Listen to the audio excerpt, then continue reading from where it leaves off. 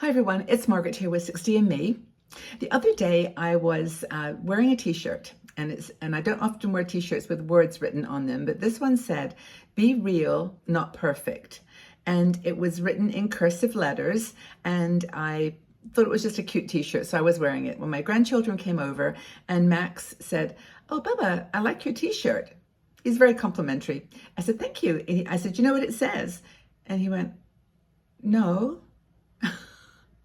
And I said, "Oh, it says," and then I realized it was in cursive.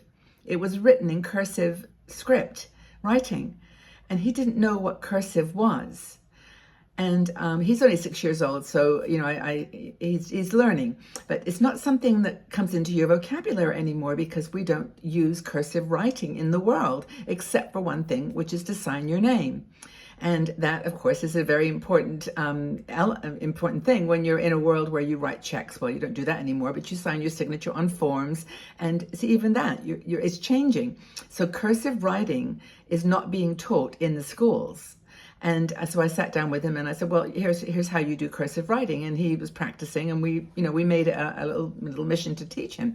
But it was really interesting. And I thought to myself, there are so many things that that I wish I had learned in school that are not being taught in the schools that I know about in the UK or in the United States. And correct me if I'm wrong here, because I think based on a conversation that I had in another video some time ago, a lot of people feel that there is, there are certain things being taught that in one school but not in another. So there's kind of localized education. And also, I want to start by, before I go into this in too much detail, by saying it is not the job of a teacher or of a school to teach children everything. I'm not saying that these are things that the schools should start teaching, but they could teach. I mean, it would be things that would be useful, because sometimes you think, well, what is the education system training kids for anymore? Because, what's the point of teaching them cursive writing if they're never going to use cursive writing? To be honest, they probably never will. Signatures will happen digitally, and they may need just to print their name. I mean, who knows? Will they even learn to write? They're typing everything these days. Even my 4-year-old grandson knows the computer keyboard better than I do. Seriously, it's the truth. But here's the things I think would be useful for schools to teach. And if not the schools, teachers and parents together to teach. And I think they're vital for people of all ages, to be honest. Some of these things are pretty important that I wish I had learned. And many women in our community say, "Oh, I wish I'd done that when I was in school." It's just a kind of a conversation about what things that could be taught in school and by parents that kids are not having access to, these essential skills. Okay, so how they learn how to navigate the modern life that they're coming into, and there's lots of different challenges that this faces, especially with technology. So it's for everybody, and it's even for grown-ups like men and women to learn some of these skills. First one I'll talk about is like number one thing that I wish I had learned more about when I was in school or from my parents, and that's financial literacy. Deep breaths. Financial planning, savings, investing, budgeting, credit management.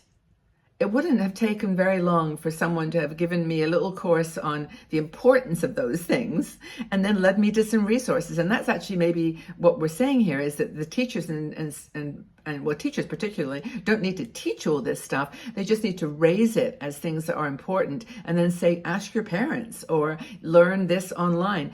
Khan Academy, there's some really cool online schools, and there are lots and lots, I'm sure, of financial planning sites for kids.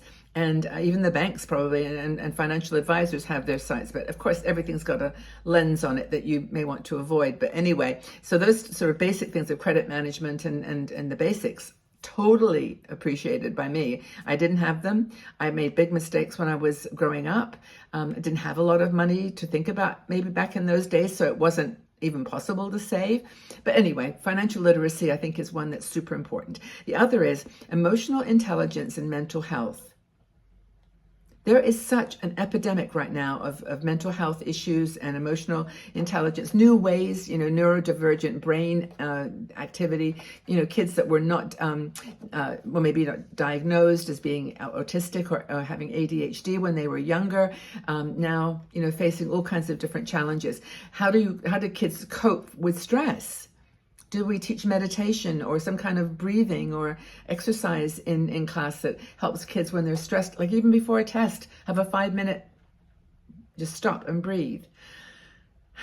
Kinds of little things like that could be done. But then on the other hand, they've done research with kids learning meditation in school, and it's affected their grades positively, and all kinds of really cool things. So how to deal with stress, and just an awareness of mental health issues, that was not taught to me in school. And we watch kids go through different things. Of course, as older women, we're kind of in an interesting space because a lot of it was like home economics, and there were kinds of things we did in school. But today, not so much. And I think there's a lot of need for that. So emotional intelligence, different ways of learning, different kids being, able to cope with things and not stress, and so on. Another thing is critical thinking and problem solving. A lot of the, now I'm not a teacher, right?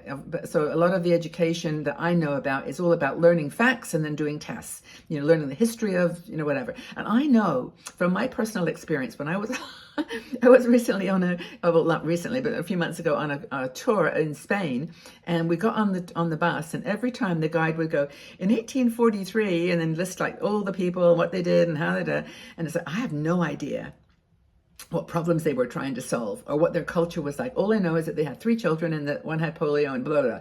And of course, it's all gone. I mean, I just made that up. I mean, it was just, it's trivia. But the thing about teaching kids how to problem solve, how to take, a reality and then change it into something positive. I was actually interesting. I was on the bus the other day, or the train, and I was sitting opposite a woman and a younger and older woman. And for some reason, we started talking. And then it turned out that the older woman was a teacher, and the student, the younger person, was a student. They had been to an event on space physics. And I thought, well, that's interesting. I don't even know what a space physicist does. And so I didn't say, what does a space physicist, try saying that 3 times, do? I just said, well, what does that mean in real life? Like, what kind of problems are you trying to solve? And when I said that, it made like more sense when they started explaining about, well, what happens if the sun, blah, blah, blah, and this happens. And it was all very over my head. But still, it was like, what's the problem? What's the critical thinking that this biology class or chemistry class, what's going to solve? What problem is it going to solve? Rather than just like learning scale, learning numbers and names and whatever. I don't know, just a thought. The next thing is digital literacy and coding. Okay, so digital literacy is not going to be a problem for young kids today because they've got it. They've got it down. 4 years old, 5 years, 6 years. They don't need any teachers to teach them about that, but they do need to teach them about safety and about coding is like how you apply digital technologies. I was just watching some new technology that's come out related to how to create a video by just saying the words. Like, show me a video of a dog walking across a roof, a Dalmatian dog walking across a roof and jumping down, whatever. And then just those words create a video. It's possible now. It's crazy. So digital literacy and coding, I think, is going to be there's pretty much a big awareness of that, I think. Environmental education is another thing that some people raised. It was about, being more aware of our, the situation with global changes, climate change, how that's affecting the weather, what impact that could have on geography in other countries, just the whole environmental awareness and sustainability. I mean, I know we've got this big move now with fast fashion and, disposable plastics and lots of things from other parts of the world that remain, known but not known and not said, because it just upsets people. And I agree that it's very, very difficult if you're trying to be sustainable and trying to be a minimalist to see the abundance of stuff, just stuff. Another thing is civic education. How does the government work? Importance of voting, civic responsibility, that's a big one. Health and nutrition, how to eat healthy food. What are the choices you've got with, plant-based foods versus meats and, really practical stuff, not just how to scramble an egg or how to do, but like really how to live a healthy life with the food that you eat.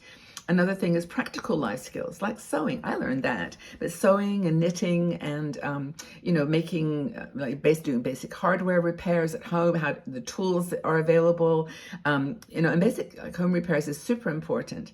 House management, you know, what it's like to rent a house. And just kids when they're 10, 12, they can get this, and it's really important that they understand it.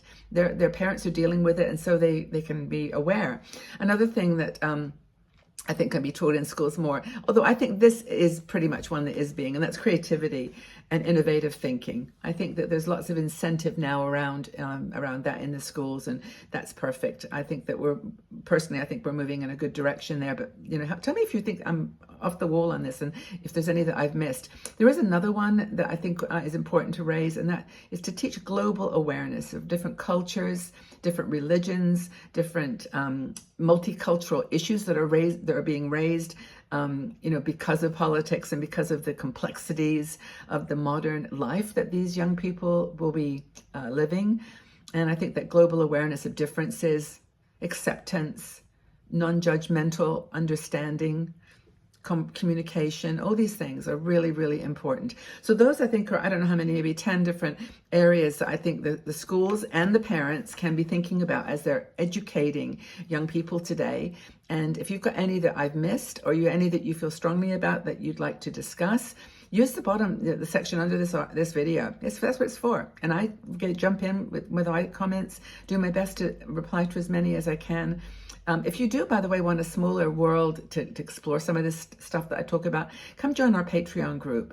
It's a supporters group, and if you join at the $3 a month level, it's the angel level, you'll be able to join our exclusive live shows. We hold them twice a week, where I come on and we just chat about stuff, travel, and people are meeting each other in the real world.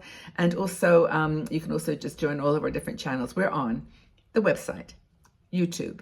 We've got on our website, we've got games. We have got all kinds of stuff you might not even know. Yoga videos, you'll find that on our website. As I said, YouTube. 246,000 people now. I'm hoping to get 250. So if you haven't signed up, go sign up, please. I'm just kidding. But it's just a really good community. We're on TikTok. We're on Instagram. We're at Facebook, of course, Twitter, Pinterest. 60ME is everywhere, because you're everywhere. And that's why we want to make sure that you see us and hear the messages when, you know, where and when you are. But anyway, I just digress a bit, but maybe that's something to educate kids about too, is it sites that are useful for life. And maybe you've got some suggestions. Anyway, have a really wonderful day wherever you are. I love you so much. I love having your presence in my life. I hope that you appreciate what we do here. I know you do. You give me lots of love, and thank you so much for that. And what else should our young people be exposed to in schools? Oh, sexual. I thought it always popped into my brain. Yeah, sex and relationships. How about that one? Anyway, there's a side note, but yeah, important. All this is important. And maybe teachers are throwing their hands up in the air and say, we've got enough with the curriculum, we can't deal with it. Parents need to jump in, and I agree, 1,000,000%. So let's focus on that too. Okay, love your comments and your suggestions. Take good care, everybody. Go out in the world and shine. Stay safe and strong.